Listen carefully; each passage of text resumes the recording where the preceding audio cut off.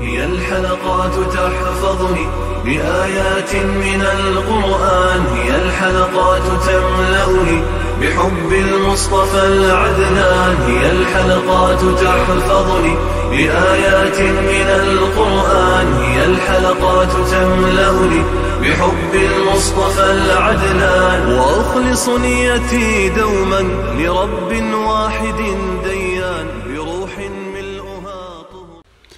Sure Fatir tefsiri 38. ayetten başlayıp okuyumuz inşallah. Bismillah, elhamdülillah, ve salatu ve selamu ala Resulillah. Esselamu aleyküm ve rahmetullahi ve berekatuhu. Tüvendi dehtanlığa İbn Kesir Rahimullah'ın Kur'an-ı Kerim tefsiri, Uygurca tercümesi, Fatir suresi 38. ayetinden başlayıp okuyumuz inşallah. Euzubillahimineşşeytanirracim.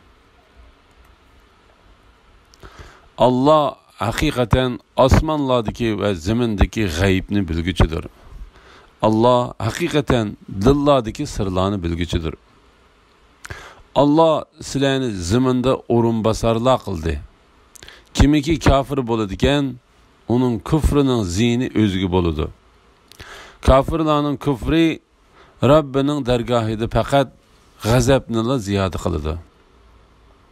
Ya'ni ularning kufri ularni Allohning rahmatidan texmi yiroqlashtirdi. Kafirlarning kufri ularga faqat halokatni ziyoda qiladi. Bu ayette Allah Teala özünün asmanlardaki ve zemindeki gayb narsalarni, dillardaki yoshirun sirlarni, qalblardaki mahbiyatlarni biladiganligini xabar qiladi. Allah kelgusida har bir odamga amaliga yarasha mukofot va jazo berdi. Allah sizlarni ziminda o'rinbosarlardan qildi. Ya'ni bir qavm o'zidan ilgiriki qavmlarga, bir ummat o'zidan ilgiriki ummatlarga o'rinbosar bo'ladi. Bu vaqtda Alloh taolo mundaq deydi: sizlarni zaminning o'rinbosarlari qilganlar kim? Kimiki kafir bo'ladigan, uning kufrining ziyni o'ziga bo'ladi. Ya'ni uning uvoli boshqalarga emas, faqat o'ziga yanidi. Kafirlarning kufri Rabbining dargohida faqat g'azabnila ziyoda qiladi.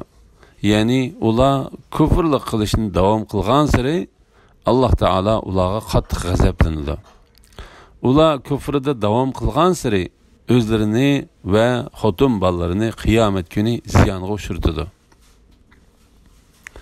Mu'minlar bo'lsa tamoman uning aksichi bo'ladi.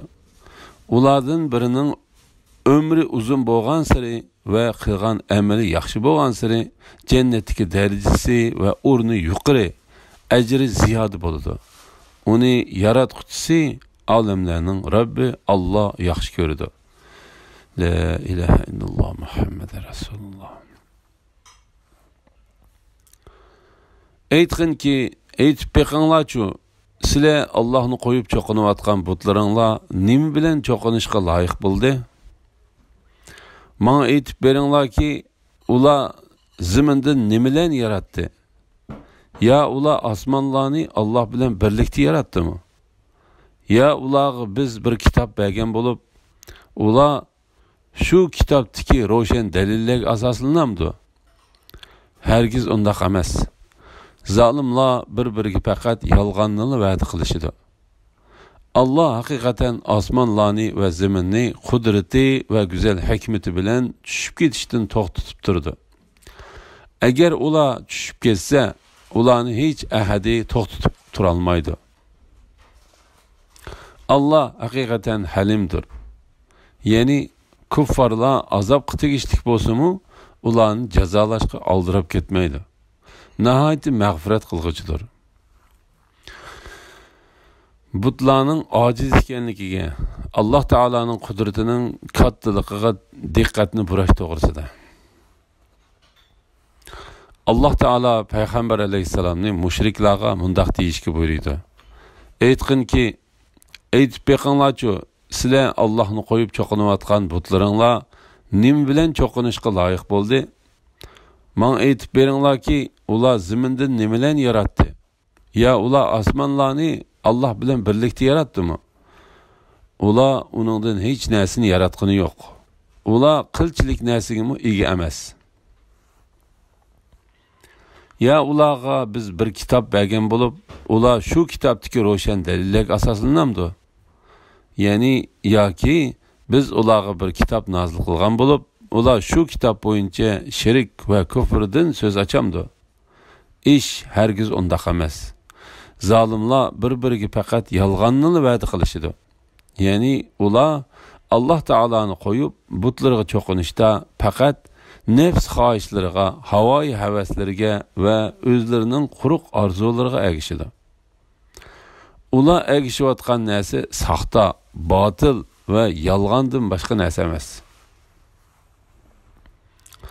Alloh taolo bu oyatda o'z buyruqlari va ularning orasidagi Allah o'rinlashtirgan o'zaro bir-birini tortadigan tortish kuchi orqali osmonlar va zaminning bir xil qonuniyatda mavjud bo'lib turishidan iborat buyuk qudratidan xabar qilib mundaq deydi. Allah haqiqatan osmonlarni va zaminni qudrati va go'zal hikmati bilan tushib ketishdan to'xtatib turdi. Bu haqda g'olib va buyuk Allah yana mundaq deydi. Osmonning zaminga tushib ketmasligi uchun Allah osmonni to'xtatib turdi. Faqat Allohning izni bilan osmonning qiyomat bo'lgan chaqda tushib ketishi buningdan mustasno. Allohning osmon zaminni o'z amri bilan muallaq turg'izishi Allohning kamol qudratini ko'rsatadigan alomatlardandir. Ondan Allah qabrlarda ko'milib yotgan sizlarni yer ostidan chaqirsa, darhol chiqsizlar.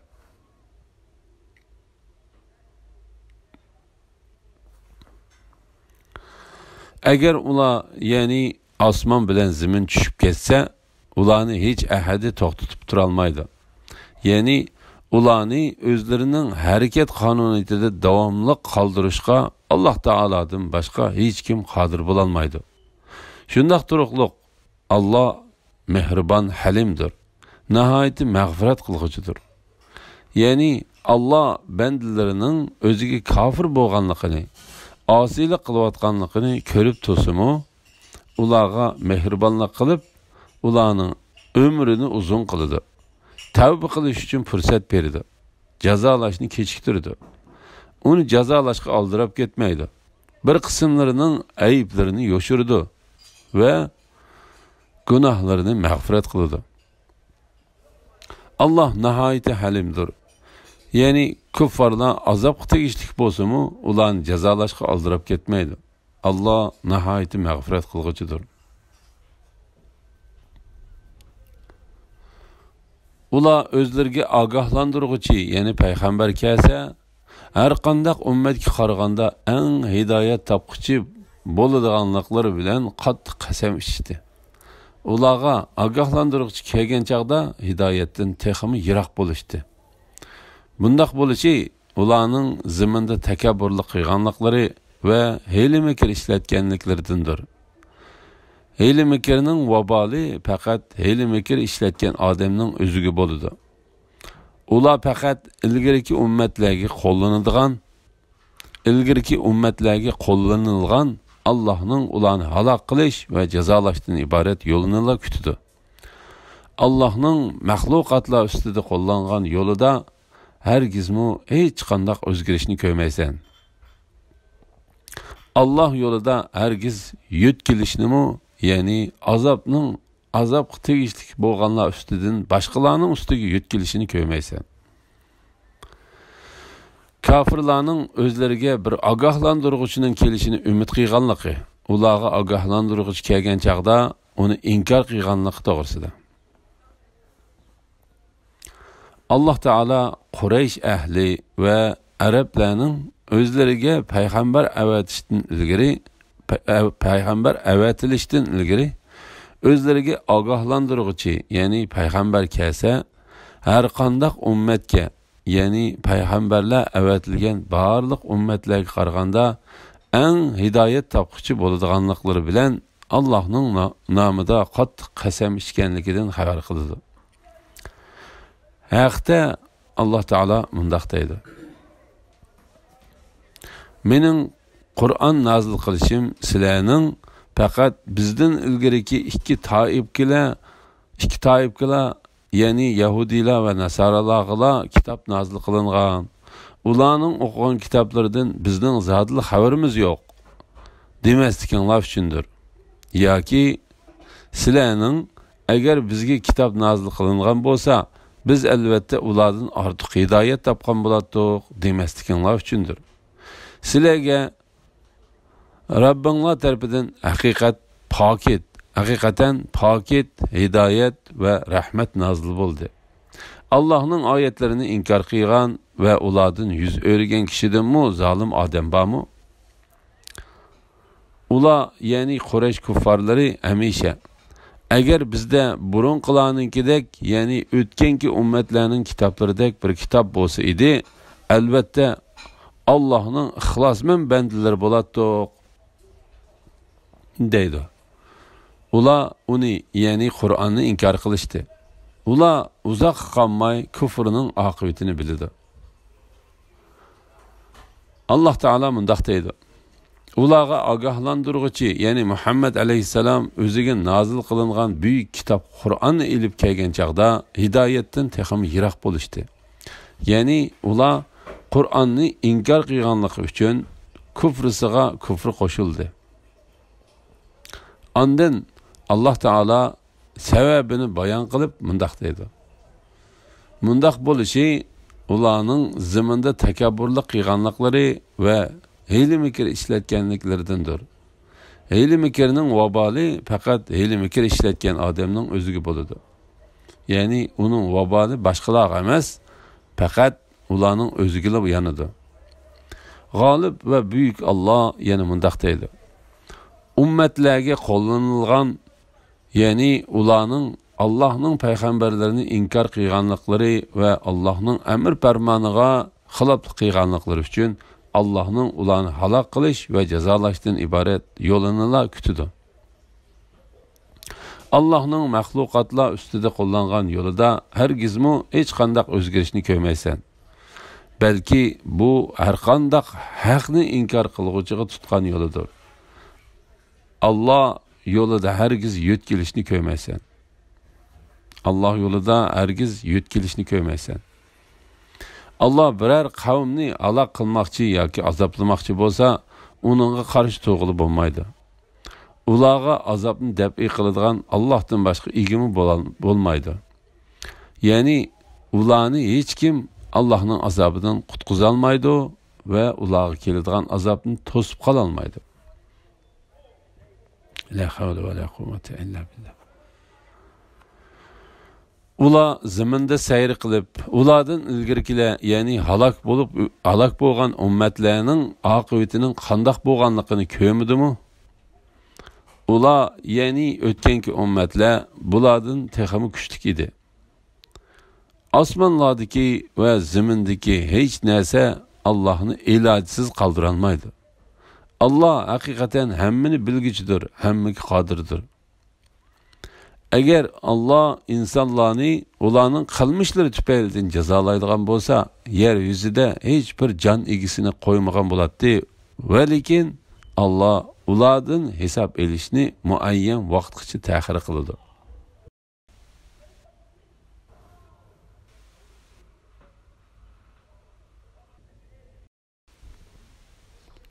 Ulardan hisob elishning vaqti yetib kelganda, ularning amallariga qarab jazo berdi.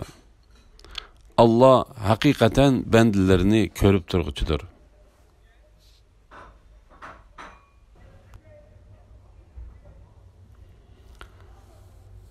Payg'ambarlarni inkor qilganligining yomon oqibatlarining bayoni to'g'risida. Payg'ambarlarni inkor qilganlikning yomon oqibatlarining bayoni to'g'risida.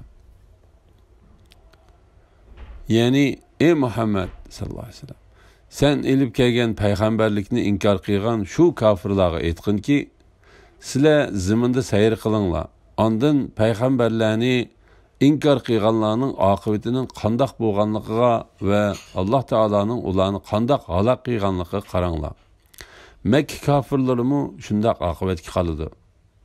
Ulanın yani Allah Teala halak kıyganlarının turalgı cayları boş kaldı.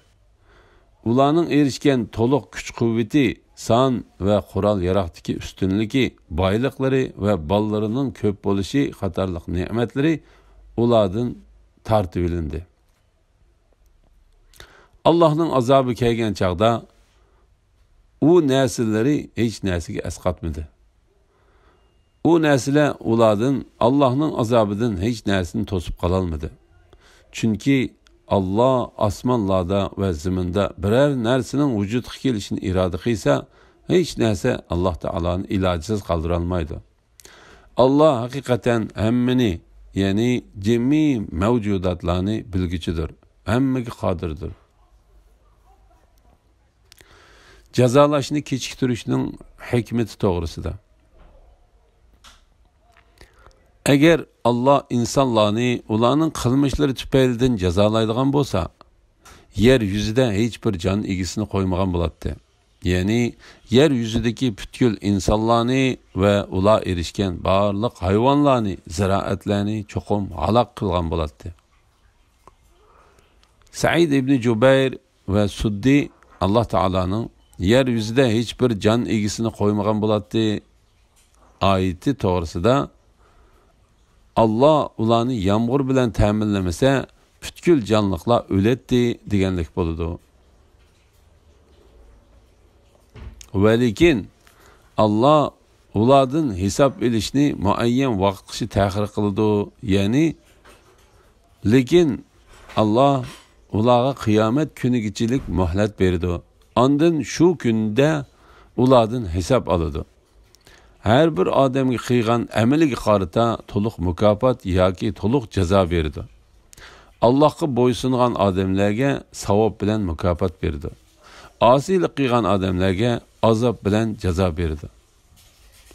Ulardan hisob elish Allah hisob elishning vaqti yetib kelganda ularning amallariga qarab jazo berdi. Allah hakikaten bendilerini körüp durgucudur. Elhamdülillah. Allah şükürler olsun. Şunun bilen Sure Fatiha'nın tefsiri ahırlaştı. Keler kıtımda Sure Yasin tefsiriden 1. ayetten başlayıp okuyayımız inşallah. Ve sallallahu ala Muhammed ve ala alihi ve sahbihi ecma'in. Esselamu aleyküm ve rahmetullahi ve berekatuhu.